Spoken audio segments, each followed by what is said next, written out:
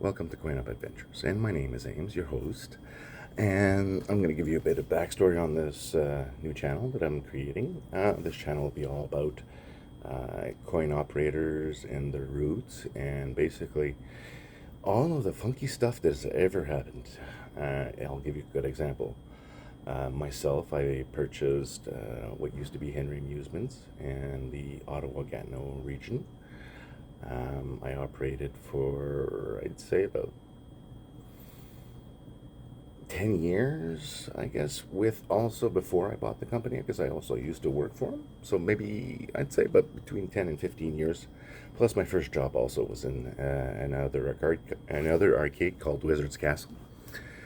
And let's just say I have some pretty interesting stories, and a lot of other operators have interesting stories from what's happened. And if you're an operator, either in the US or in Canada, and you want to participate, or let's do a chat or like a podcast at worst, and we can get some of these stories out. So, and a good example of one of the stories is a example. I used to have a client that was called MacArthur Bowling, and this was one of my most problematic locations at the time. It was in a really rough area at the time. I get robbed almost every other week, and I think the one that took the biggest cake is basically I get a call about we'll say 4 o'clock in the afternoon, and one of the attendants there says, "Oh, something is bizarre," and I'm like, "What do you mean?" "Well, some of your arcades, the doors are open." I said, "Well, if the doors are open, that means somebody's breaking into them." And he's like, "Yeah, but there's been this bunch of people that keep coming in and out, and they've already been here about 4 times." So I'm like, "Oh, no, okay." So I leave my shop. As soon as I leave the shop, I get to the place. And then once I get to the place, I call the police, I explain what's happening, and I'm behind one of the machines giving a serial number, because for some stupid reason, they need the serial number for the money that's been stolen. But it's beside the point. Next thing I know is these 3 people come in. These are the same ones that hit the place 4 times in the same day. Now they're trying a 5th time, and I just basically pop my head out and go, "Oh, hello." So can't really detain them there. I really wanted to. I was also still talking to the police, and then the police says, "Well, don't follow them or don't do anything." And at that moment, I had more adrenaline than most people. And then basically, they left, and then they went to a building on Selkirk, which is I'd say about 6 blocks from there. Anyways, what I did is, as they walked out, I followed them. And I'm not supposed to do that. Even the police officers transferred me to actually 911, because then it really became an emergency. Because they're afraid that, oh, if the person would turn around and come after me. And basically I said, well, if they did that, they're going to have the worst day of their life, because they've tried to steal from me, or they have stolen from me 4 times today, and tried to do it a 5th time. And if he comes towards me, he's going to have a bad day. So anyways, I followed them to the building, and then once they got into the building, I didn't go into the building. I waited there. The police officers showed up. I said, "They're in this building," and they probably went down this corridor, because I used to deliver newspaper like 7 years or 8 years before this, or no, 10 years before this. So anyways, lo and behold, they go inside, they catch them, they put them all in the car. And the great thing is I press charges and everything. Do you think I got to have my money back? So, now that we know I didn't get the money back and I'm out of my own pocket, now the owner of the bowling, a very mean man. He's not a really nice man. Everybody hated him. Even bowlers and stuff, they would always criticize about him and say, "Oh, he's always doing this, and he's cutting corners here, and he's cutting corners there." He basically just wanted to conserve as much money as he can without spending any. So his first thing is like, well, who's going to pay me for the loss? I said, well, it's pardon? He says, well, you're going to have to pay me for the loss. Pardon? I said, I'm the one who's gotten my machines broken into. I'm the one who lost the money. Oh, you use cheap locks. Oh, okay. So the original lock becomes on the machine, on top of it having an extra padlock, which has a metal clasp on top, and locks that are all keyed the same, that ended up costing me, I'd say, about $50 to $75 a lock at the time. So I kind of went, no, that's not how it works. It's like you lose it, I lose it. That's what happens. Well, I got to get some money back. I'm like, okay, fine. He's like, well, we'll go through the numbers on the counters. I said, I never did the numbers on the counters here. We never had that arrangement. You want to have that arrangement? I can make a new contract with you, and we couldn't do that right now.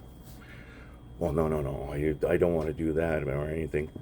At this point, I knew there was something going on, and I knew that I was going to lose the contract eventually. So I went, okay. I said,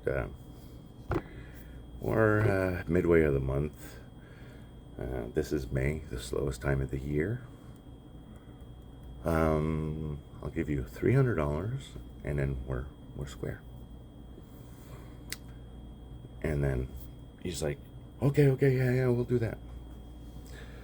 So I'm like, okay, but you do realize that once we do this, and if there's no contract or anything done within a month, then I'm going to have to leave myself. Lo and behold, I was correct, and he gave the location to another operator. His name is Jamie, and it doesn't really matter. Like he was a really nice guy, so I wasn't upset with him. So I'm like, okay, you want to play like that? Okay, fine. So, and then the manager kept phoning me every day, when are you going to clear out the machines? Well, I said, I have until the 30th of this month. So all of the machines are going to probably leave around the 28th to the 30th. So I went there, pulled out all the machines on a Saturday, pulled everything out, changed machine. I didn't leave one speck of equipment there. And on top of that, I even cleaned up after myself. So, and then he phones me up and he goes, where's my cut? I said, oh, well, did you read your original contract? He's like, no. Well, read your original contract and then get back to me. So he gets his, I guess he gets his assistant to go get the contract. He finally gets the contract.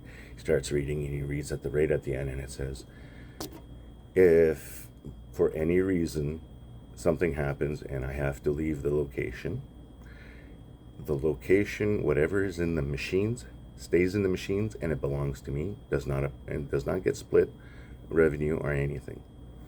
And he's like, well, you can't do that or whatever. I said, no, I can't, because you're costing me money to move all of the equipment, and the reason I have to do that is because you were too friggin' cheap to add 2 extra cameras, and you would have made a lot more money, and that would have never happened. But I'm the one who has to actually do all of that? No. This is your building. I'm the one giving you the revenue share. So if you want your part, then you had to do this part, but you didn't. And on top of that, I also have one of your employees stealing out of my one of my machines, I call a stacker. He broke in through the back and started pulling out the toys by making all the motors spin, and basically with dropping all my prizes.